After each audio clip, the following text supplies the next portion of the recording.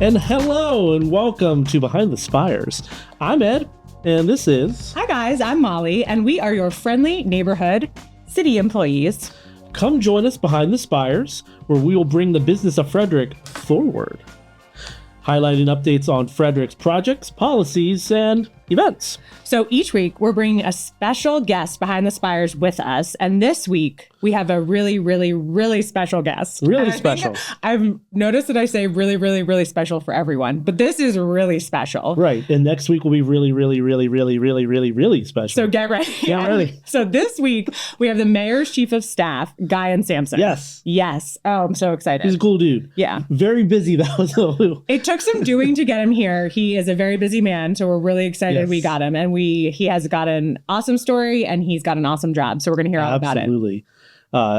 If you're not watching us on video today, you can catch our lovely mugs on YouTube at City of Frederick, Maryland.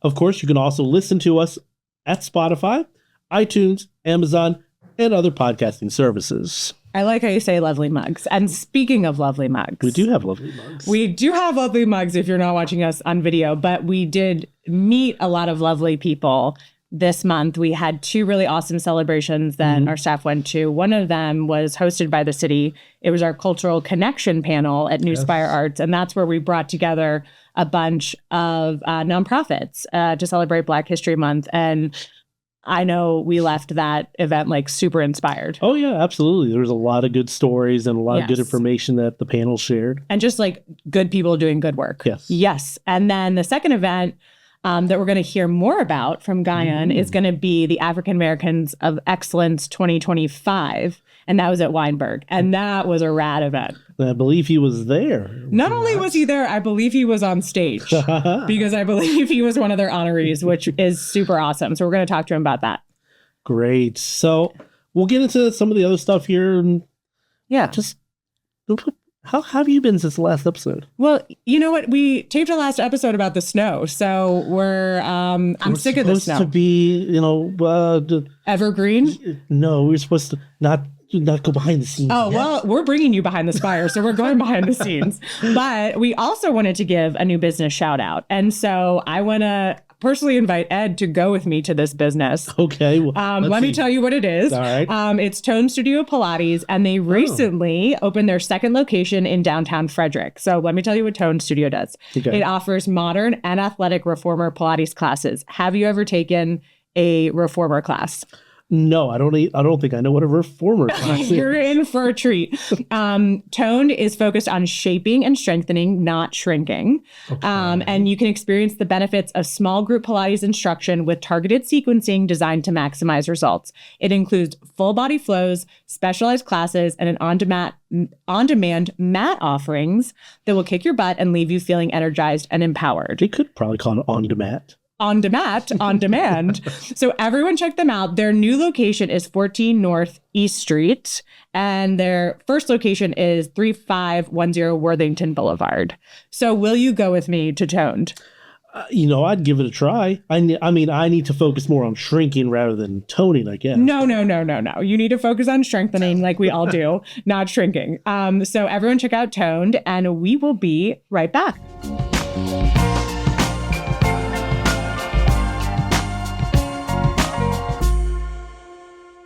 Planting a tree is single-handedly one of the best things that you can do for our community. By planting a native tree, you help improve the quality of the air and the water around you. A tree is simply a good investment. It helps increase your home's value, it shades your backyard, and it makes it look really beautiful too. So, buy a tree today from Tree Frederick for $30 and help our city grow sustainably.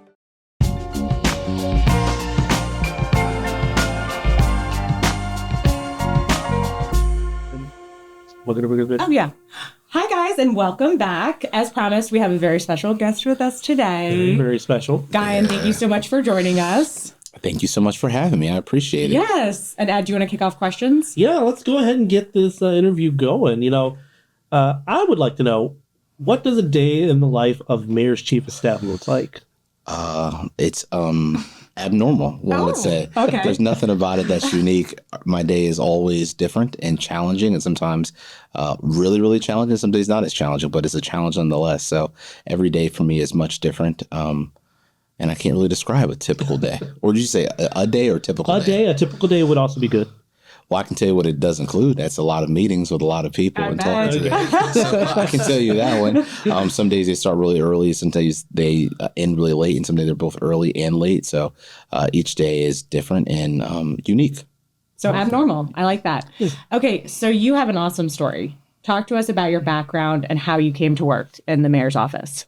I came to work for the mayor because I was actually part of his transition team. He had a government operations transition team that I was a member of. At the time, I was working at Johns Hopkins University of Medicine, doing governmental affairs there, community affairs, community, corporate, and governmental affairs. It was great. And after his transition was over, he wanted to hire some folks to work for him. And I was one of the individuals that he hired to work on his team. Okay. From there. All right. And did you always want to work in politics? Oh, that story. Yes. I've always wanted to work in politics. The John Hopkins story is great and we all love it, but let's get to Gayon. I thought you meant my immediate, how did you get here? That's okay. So for me, I've always been interested in government and politics from an early age. I think one of the stories I've shared before is that I was at South Frederick Elementary School and they had us help, the teachers, rearrange some of the books, clean stuff, just very administrative stuff, but it was great. And one of the books that I got, I think I still have it to this day, it was a book about presidents, and the last president in the book, ironically, was LBJ. Oh. And LBJ, after I started learning more and more about him over the last 20 years of my life, he is my favorite president, mainly because of the work that he did legislatively and domestically. He did a lot of things that really helped people who look like all of us, and others that a lot of other presidents have not done since or before he was president. And so over that time, I found how being involved and being active in government and politics, you're able to do a lot of good work. And so I became really, really interested in it. I'm also very competitive, but I'm not the greatest athlete. And so what is a good thing to do when you're competitive but not the greatest athlete? And I'm not gambling. I love politics. I got very interested in that. And then I've been involved in some type of political thing as long as I can remember. But yeah, it was early on. It was out the gate. I was learning about it. I was this is amazing. And yeah, it was cool. And one of the first things you told me, I don't know if you remember this, but you were I met someone in DC who had worked on the similar, helped write that legislation. Yeah, right? I met when I interned on Capitol Hill. I met someone who helped draft the Civil Rights Act and the Voting Rights Act. And I was like, this is super cool. Right. People are really excited to me, celebrities, which I understand. But me, I meeting someone who helped draft this as a young attorney. And at the time, I was probably 21 years old. Wow. And so he was yeah, when I was around your age, which he was a couple years older because he was obviously out of law school, he was I helped do this. And I was like, what? This is insane. So, yeah, that was really, really unique. And he talked about that process, about him and a bunch of young other attorneys and other people across the country, how they just worked on that, staff members. And it really ignited something where it's you can do a lot of good work as a staff member in government, and that really can help change people's lives. And obviously the Civil Rights Act, the Voting Rights Act, the Fair Housing Act, all those were signed by President Johnson when he was the president. And so all those things kind of fit together for me as into why I really care about the work we do in government. I love how you fanboy over not you're not celebrity. You're what? Right. What legislation did you write? I mean, it was sign me up. He did all these other cool things in his career, but he said that, I was man, you got to bring that back. That is super cool. He said that's probably the most proudest thing he's ever done is doing stuff like that. And I think that's what we try to do every day at work, is try to do something that impacts other people. And most people never know that we did that, but it's just good knowing that we've done something to help somebody else. Absolutely. And so, yeah, that's really my belief in what we should do in government. That's awesome. Yeah. Now, with your job here with the city, how do you end up juggling the job and all the competing interests from the residents or local businesses? That's a good question, because I think everybody has something that's of interest to them, and everyone's priority is the top priority. Number one. It's everybody's number one priority. Yeah. I think what we do here is we try to stay mission centered. If we know what we're doing is centered around our mission, which is to help those around us and create space for others and do what's best for the residents of the city of Frederick and the business of the city of Frederick, I think that's how we're able to juggle that. A lot of times people come in, not a lot of times, sometimes people come to you with something that really isn't in the best interest of the community. It might not be, it might be a good idea, it just might not be in the best interest, and it might it might not fit the mission of what we're trying to achieve. So it's easy to be like, right now that's just not the time for us to do that type of thing, but maybe we can do something else. So I think staying mission centered really helps me understand and how to balance those competing priorities. And who establishes the mission? Is it like the mayor with the city council? Are you involved? Like, who establishes that? I would say that the people who establish it, I'm a really big believer in this, contrary to what's going on right now. I really believe in that the people who set that is the elected official, the policy people who have been elected. And it is our job as staff people to implement that. So I would say the mayor and the city council, at the time, the board of aldermen, they set the mission and vision for this city. And the mayor, through his work with his staff, we are help implement that. Obviously, the staff has input. The mayor did a strategic plan years ago, and that helps us understand how to take what the mayor and the city council wants and put that into the way it should be done. But it really is a teamwork effort of everybody being a part of it. But I do believe it's set by the mayor and the city council for their priorities. Okay. And do you have any examples of like when community feedback, like the community really came together and helped to like lead a significant policy change or project in the city? Yeah, like one of the biggest ones, actually one of the first projects I got to work on when I got hired here was we did it was the city with the Lusmerlin Family Foundation, the Downtown and Safety Services Initiative, and I was a co-chair of that. Okay. And the other person who was a co-chair, Peter Couchman, he worked for the Lusmerlin Family Foundation. And then later on, Kate Lehman became the chair after Pete transitioned to a new job opportunity. But the point being is that it was community-led. So we had a nonprofit partner, a government entity, we had residents, and we had business people come together and work on a couple of projects about how do we get our downtown to really be activated we want it to be, and how we also keep it safe. And then one of the biggest things that came out of that, which is what we're working on today, is a youth center.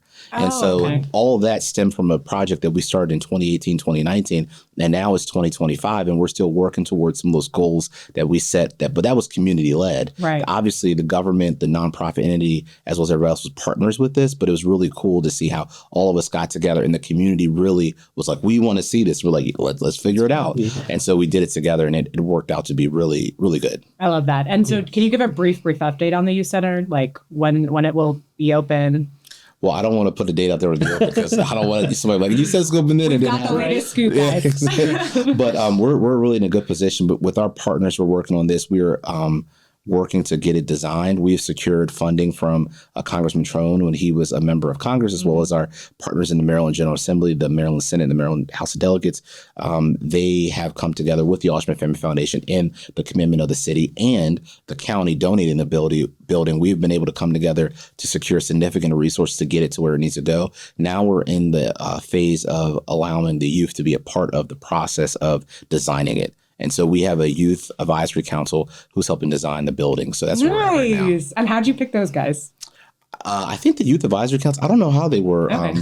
I think that they were nominated by individuals throughout the community. Oh. And, it's all run by themselves. So it wasn't like we went on pick people. It was all kind of like volunteers. Yeah, then they'll come. And it's a lot of young people who are like, we want to see stuff happen. And we have people as young as 14 and as old as 24, 25 who are putting their input into the building of this facility. So inspiring. I love that. Yes. And, related, can you share some insights on how the mayor's office can collaborate with like other local and federal officials for like projects like that even?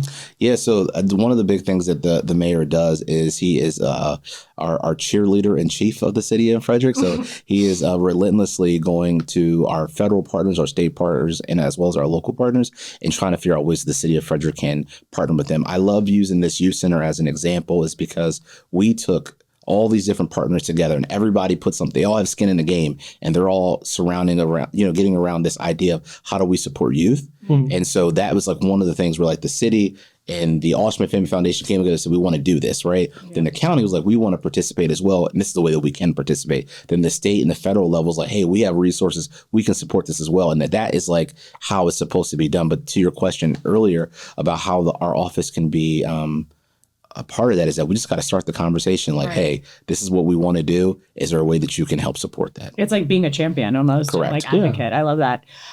Okay, switching gears. You were just recognized as a 2025 African Americans of Excellence honoree. And I want to give just a brief update of what that is for folks who don't know. It's an annual exhibit that showcases the contributions of African Americans in Frederick County, legacy leaders who have courageously, humbly, and significantly contributed to positive, transformative work over multiple decades to create and provide a beautiful community and brighter future for us all. That's amazing. What did that honor mean to you? Like, that's incredible. What did that mean to you? Well, it was obviously a very emotional night for me because I didn't really think that I was as deserving of it, especially not by myself. I think there are a lot of people who have done a lot in our community that really deserve that award. And I'm just happy to be amongst those who have been honored.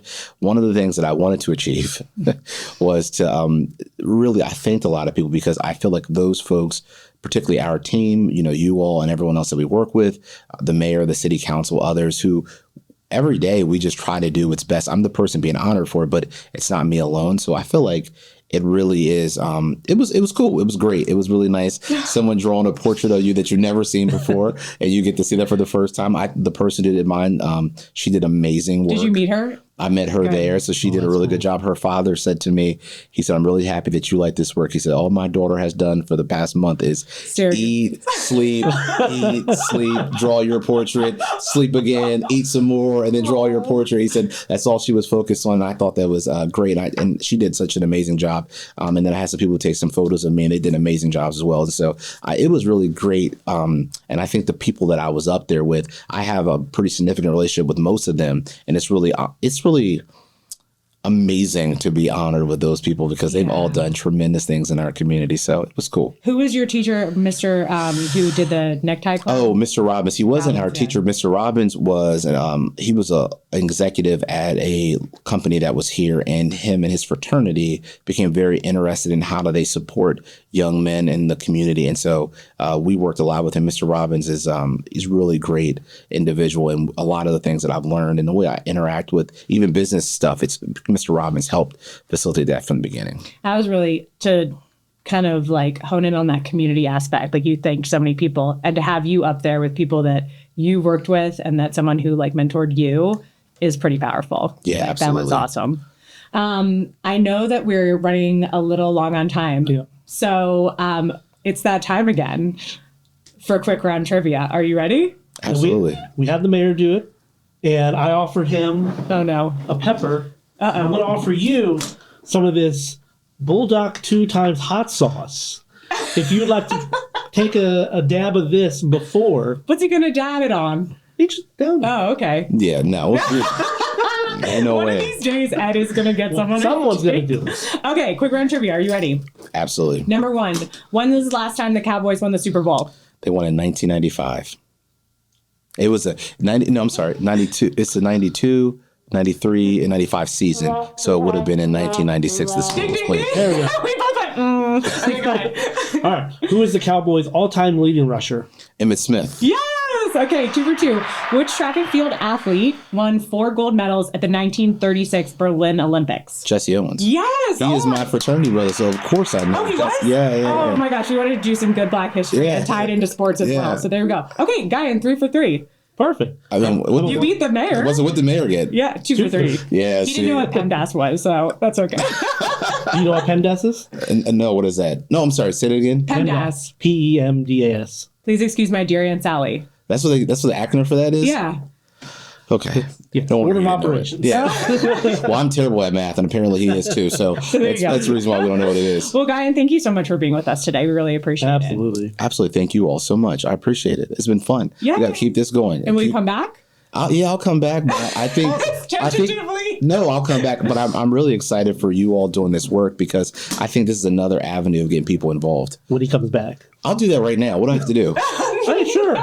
I got to open it. I didn't Just put it on my finger? Like what? Like, how do you do it? Listen, I don't want Gayon to. It can't be that hot. Okay. I don't Guys. think it's that hot. Ed is opening up the sauce. Ed is just ripping it off and he don't even care. I love this for us. If he had really thought you were going to do it, he I would've probably had it would have had it opened. He's moving quick. All right. Okay, what do I got to do now? You're going to chug the sauce. Chug or just listen? There's a lot of germs going around now. Just put that on my finger. That's okay. Oh, Are you sure? I'll clean it up. Okay. They ready? This is red. Ready? Okay, I'm ready. He said this. It is red. I'm ready. Let's do this. Go, go, go. ahead.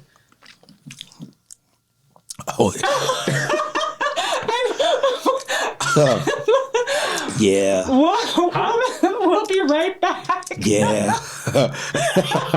Oh, wow. Oh my goodness. It's good though. It's good. It's a good flavor to it. I actually like this.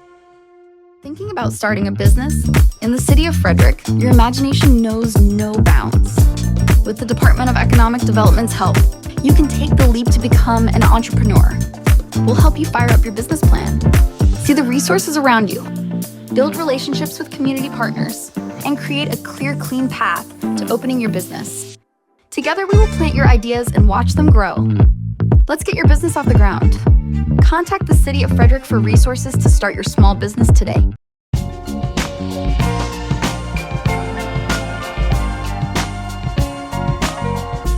right. That sounds great. And we're back.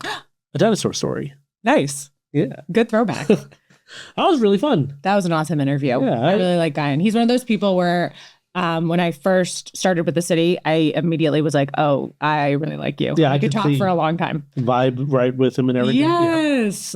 Yeah. So we do want to give a shout out. If you have been watching us on video, first of all, if you haven't been watching us on video, that's okay. But if you have been watching us on video, we have a beautiful painting you've probably noticed behind us. And we want to highlight it because it is from Ed is, if you can't see, doing his perfect Vanna White. But our painting behind us is from the current exhibition, Reflections of Resilience, Black Voices in Art, that is currently on view in City Hall through March 3rd. So Layla, our director of arts and culture here, is doing amazing art exhibitions each month in City Hall. So do you want to tell us a little bit about what it is, the exhibition? The exhibition, it features 5 artists who have contributed to the cultural fabric of Frederick and who capture the essence of the Black experience through a diverse range of mediums and themes. So behind us, this painting is specifically by Lusmerlin. Originally from the Dominican Republic, Lusmerlin is a multidisciplinary artist and chemical engineer, which is super impressive. I don't think I could do either of those things. Lusmerlin's work across media shares a thematic interest, womanhood, the immigrant body in space, and the scenes of daily life that accompany her journey of rediscovery in a new land after she immigrated to the U.S. in 2016. And this thing is absolutely beautiful. Gorgeous. And so come to City Hall. You walk into City Hall and you can check out the art that has been curated by Wendell Poindexter, I believe. So I think there's, I don't know, I'm going to get this wrong, but at least 10 paintings down there. Sure. Yeah. Probably about that much. Yeah. So come check us out. But that's our little plug for the art behind us. And we're going to be showcasing different pieces as we go through this podcast. So, Ed. Yes. Tell the folks about the next public meeting. The public meeting? Sure. Well, we will be holding our next City Council public meeting February 20th at 6 p.m. in City Hall. To check out our full listing of public meetings, head over to our website at cityoffrederickmd.gov. And we're also going to be putting out city minutes a little more frequently. So if you can't check out our public meetings, we're going to be doing little mini recaps that we'll share not only the big news on this podcast, but also we're going to be sharing little videos that Ed and team are going to be creating, and we'll put them on social media. Yeah, that way you can kind of catch up. Even if you weren't able to be there, you can kind of get some of the big stuff. Yeah, see what the city council voted on, see what who had public comment on what. It's really interesting. I love it. So we also have a upcoming meeting for all the businesses out there. On March 12th, the city of Frederick's own Gerard Bowens is hosting Doing Business with the City 101 here at City Hall at 10 a.m. Do you want to give the little spiel? Yeah, let me try this. Do your best Molly impression. No, just kidding. No. Just kidding. My best Molly. No, stop. Okay. Ready to take your business to the next level and explore exciting contracting opportunities? Join the City of Frederick's Office of Equity and Inclusion for an exclusive learning series on doing business with the City 101 that you won't want to miss. You can expect information on city contracting opportunities, business certifications, business diversity programs, and more. Register now and secure your spot. RSVP via email jbowens@cityoffrederickmd.gov. cityoffrederick.gov. Amazing. That was beautiful. It was beautiful. So we have some other updates. Our March NAC meetings with our community engagement specialist, Shawan Brightful. You can find all of those dates and locations for each NAC meeting on our website, cityoffrederickmd.gov. Yes. And then also, I just want to give a shout out that our Parks and Rec have a ton of events coming up. Absolutely. So March 15th, there's an agricultural career exploration at Tally. On March 22nd, there's an aquatic explorations hike at the watershed. The next two I'm really excited about. On April 5th, there's a fishing rodeo at Color Lake. And on April 19th, there's a huge recreation festival with an egg hunt, Tally open house, Touch a Truck, Earth Day. That's going to be at Baker Park and Tally Rec Center. That's a lot of stuff. April 19th, huge event. Put it on your calendars. And you know what? When you're putting things on your calendars, just remember to get involved and attend the public meetings. So put them on your calendars. Yes. You can head to our website to find out more information about volunteer opportunities, also the Parks and Rec offerings and local events. Yes, absolutely. And I think our next podcast is going to be dropping on or around March 3rd. On or around. Sure. On or around. We have, you won't believe it, a very special guest. A very, very special guest. We want to hear from you. Okay. Yes. I don't know if we've mentioned this before, but we want to hear from you. Please email us at behindthespires@cityoffrederickmd.gov to let us know what you want to hear, what question do you have, who you'd like us to interview. What's that email address again? I believe it's behindthespires@cityoffrederickmd.gov. One more time, folks. That's behindthespires@cityoffrederickmd.gov. There we go. Now you all remember that one. And we're so happy that you guys have already given us some emails and some topics. So keep them coming, and we'll some great comments. Much love. So much appreciated. Much appreciated. So thank you so much. And we will see you guys next time. We'll see you at the next one. Bye.